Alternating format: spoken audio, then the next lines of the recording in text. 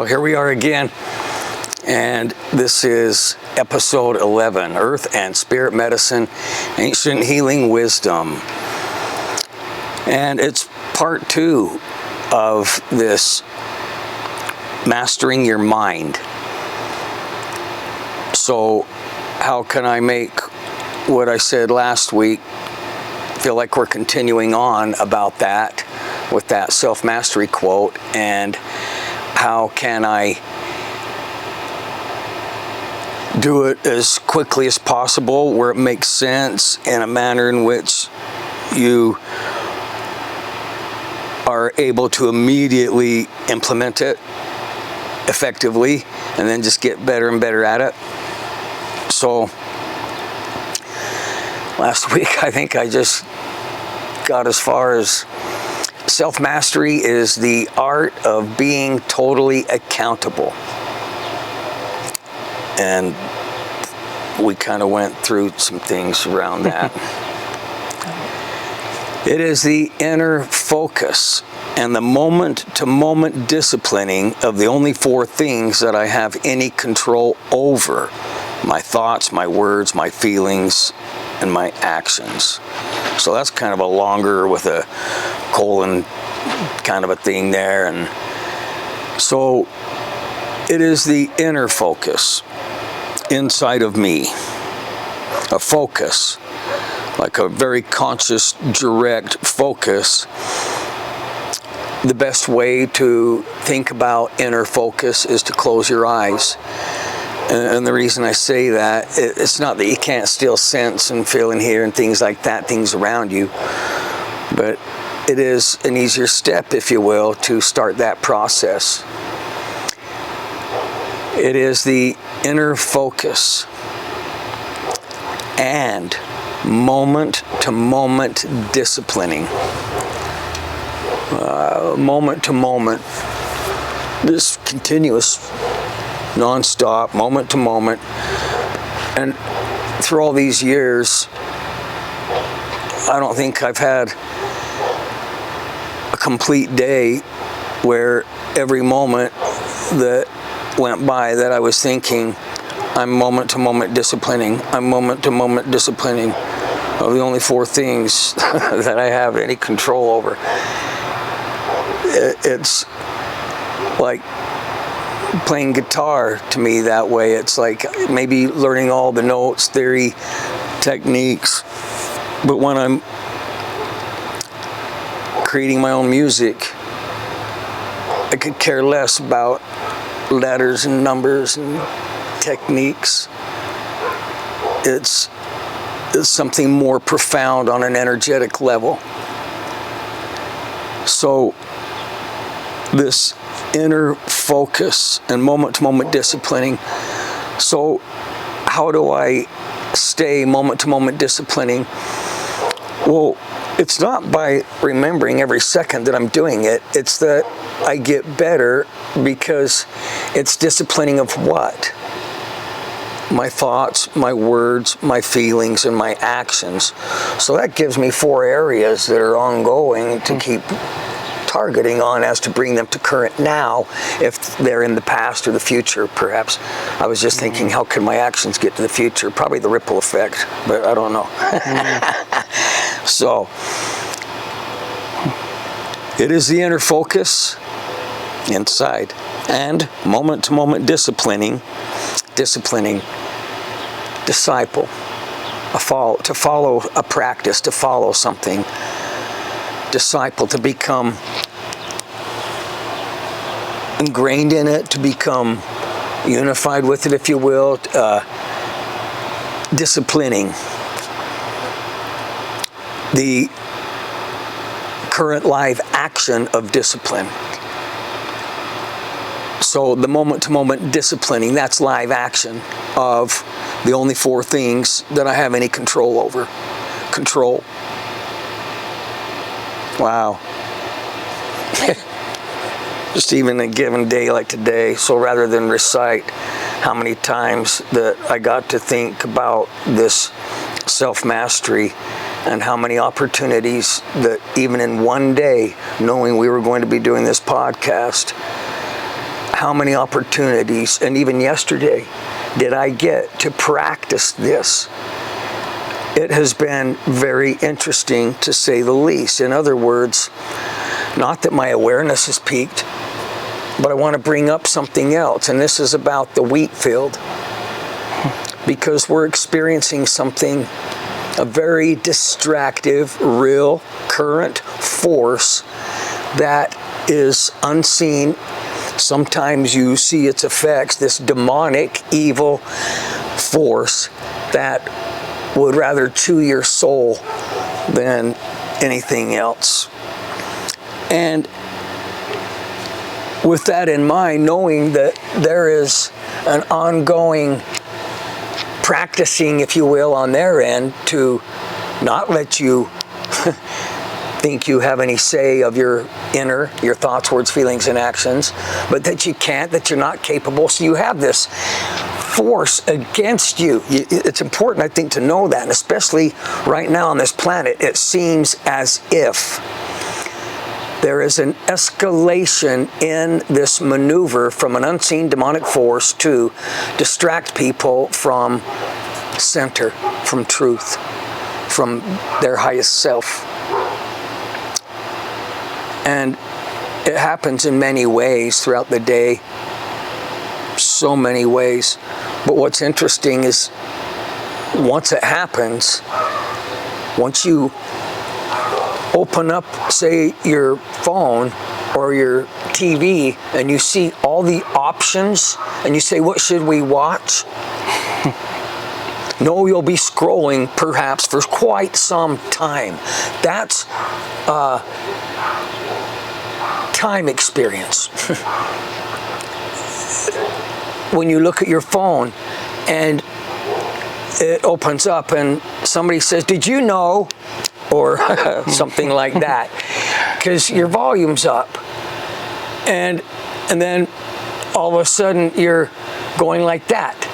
So these are distractive things that take away from an ability to be current processing. Okay, right here, right now, right here, right now, right here, right now. Okay, we're right here, right now. You're right wherever you are right now. Okay, that's the truth. Right here, right now. Okay, and then, so we got to get back to right here, right now, all day long, every day. Right here, right now, right here, right now, right here, right now.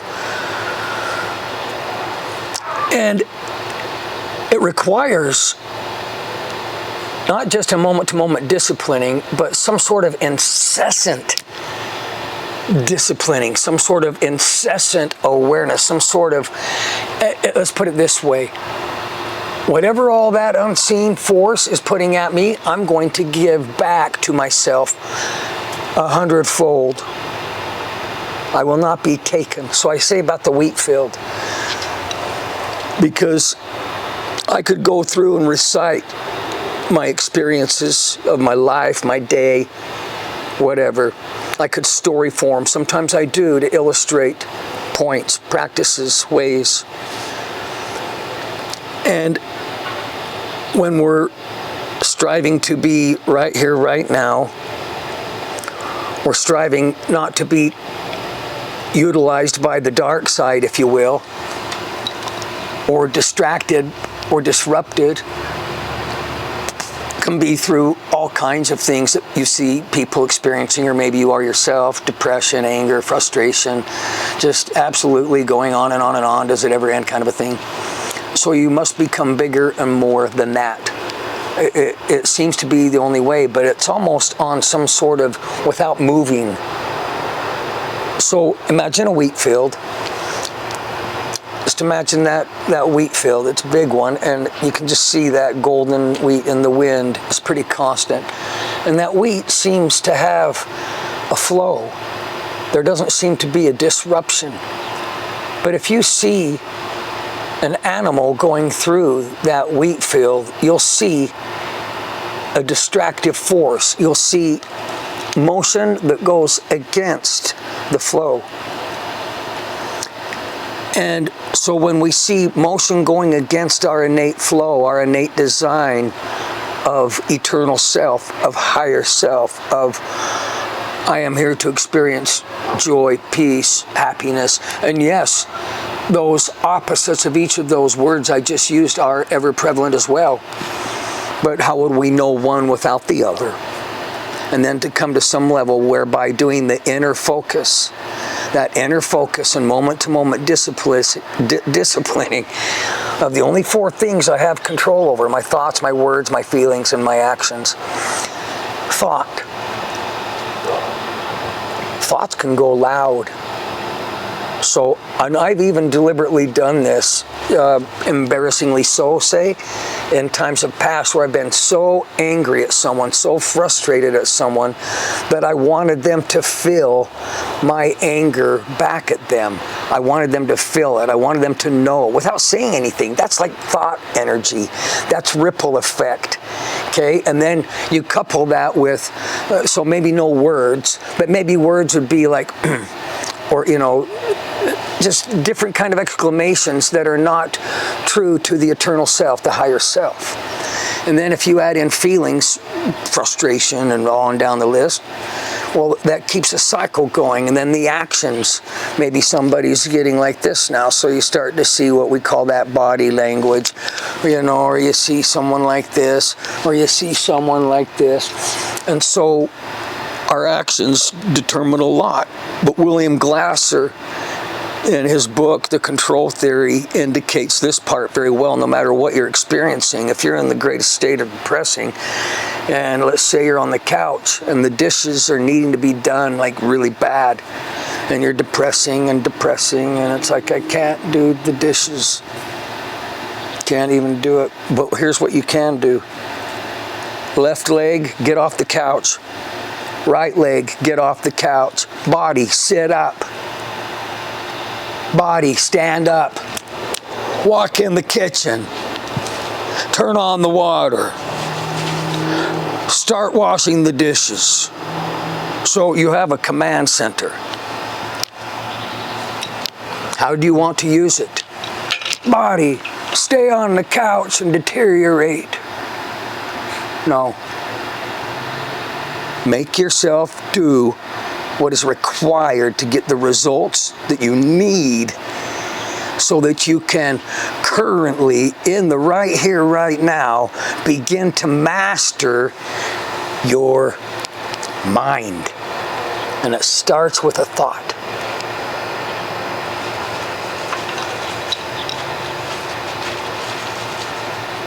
Guess we could start with that. What do you think? Yeah, especially the power of thoughts, and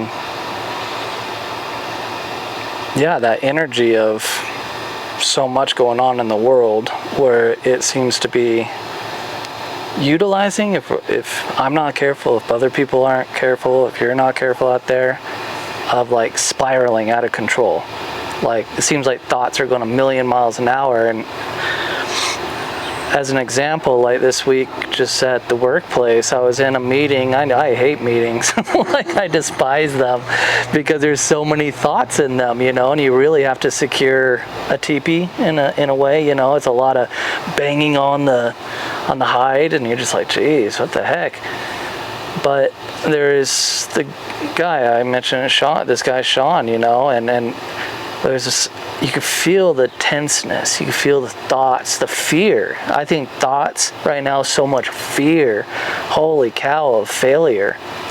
And they were just, I never felt so like tense energies, right? So I was just all like, okay. Spirit let me know a while ago what was up.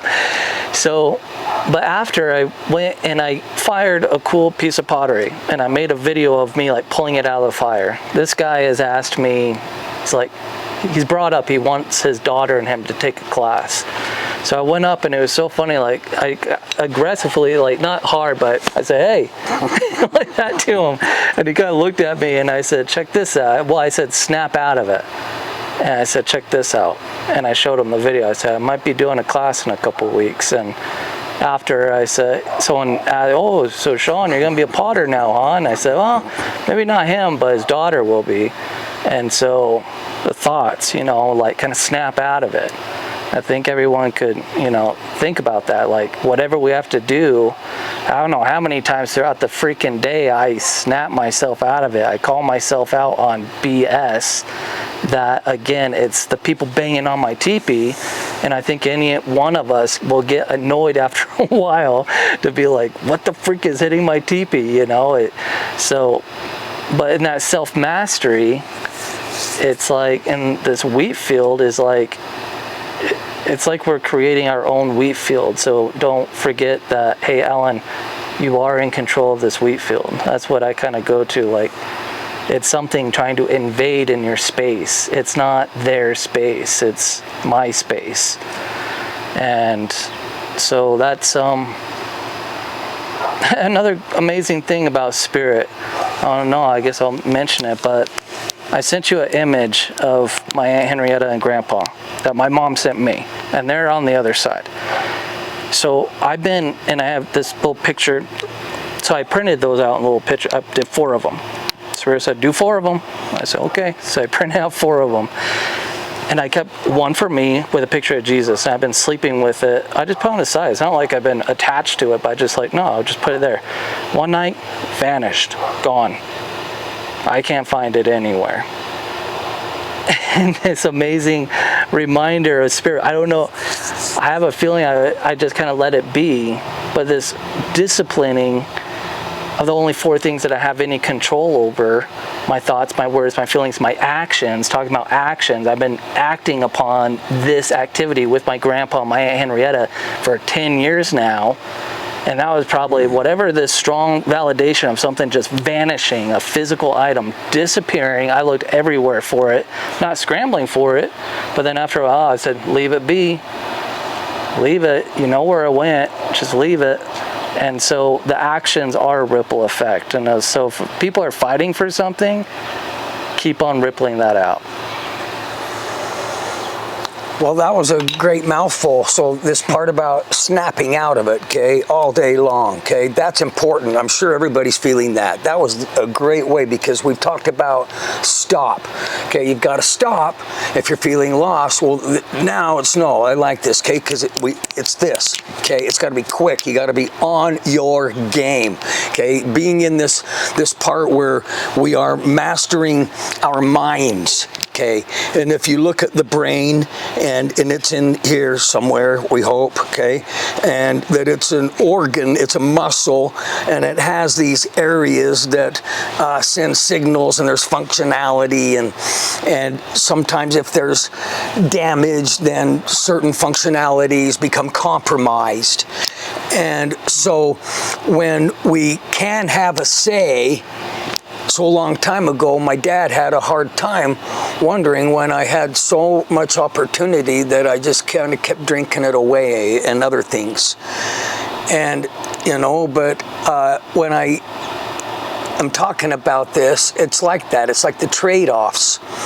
And what we're not willing to do, and what we keep living with, instead of digging in deep, getting this mental clarity and focus, grabbing on hold really tight to right here, right now, snapping out of it, being more incessant than what the opposing is, and then enlarging your borders.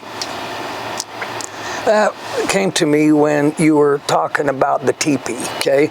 So the teepee, metaphorically, a sacred space around us, like a sanctuary, where we're kind of in our safe space. So no matter where or who's around.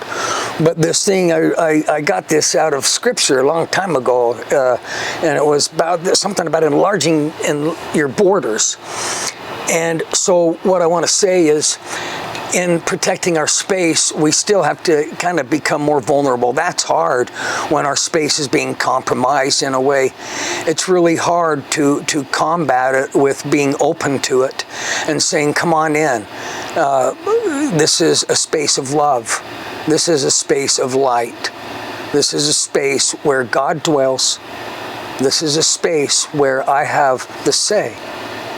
And if you like the way it feels, I can show you how to live a certain way that you can do the same thing. But we kind of don't talk that way. And we get caught in the day-to-day activities that drown us rather than uplift us and edify us. And so why do we want to fight so hard to get uplifted and feel so drained and then say it's not worth it? But that's not the point. The inner focus and moment-to-moment disciplining of the only 4 things that I have any control over, my thoughts, my words, my feelings, and my actions. When I align those 4 things to a result that I want to be kinder. Okay, well, why not just say I want to be kind? I just want to downright be kind all the time, so I want to be kind. So then you talked about calling myself out. Okay, so I apologize to my wife again. Yeah, again. It took me a minute. It happened yesterday, I apologize today. Accountability, man, where does it lie? And all those hours that I thought so closely about what I wanted my result to be. What did I start off on this path with my wife? What was it? And how did I want it to go? And what does it entail and encompass? And how willing am I to keep myself accountable so that my space, my borders are open, that I am filled with peace, and that I am feeling certain and not threatened by others around, so that the power of faith, the power of love, basically implodes any fear.